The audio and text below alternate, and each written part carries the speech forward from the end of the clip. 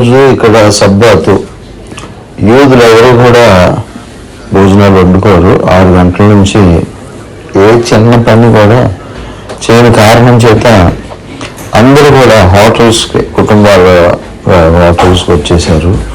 విపరీతమైనటువంటి జనాభా ఇక్కడ కనపడుతున్నారు. మరి చాలా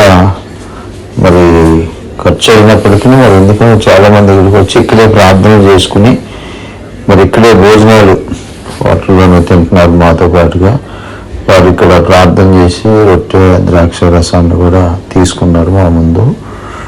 మరి మీరు చూడండి, ఇజ్రాయెల్లో ఉన్నటువంటి హోటళ్ళు, వారు తినేటువంటి ఆహారం ఎంత బాగుంటుందో, శుభ్రంగా చాలా ఆరోగ్యకరమైన క్యాలరీస్తో, విటమిన్స్తో, ప్రోటీన్స్తో ఉండేటువంటి ఫుడ్ ఇక్కడ ఏర్పాటు చేయటం జరిగింది.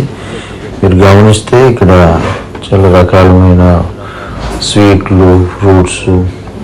ఈ స్త్రీలు కూడా మరి తలకు ఏదో కట్టుకుంటారు, పురుషులు అయితే టోపీ పెట్టుకుంటారు. ఇవన్నీ కూడా రకరకాల ఫిష్ కర్రీస్, మటన్లు, చికెన్లు, సలాడ్లు. చూడండి మరి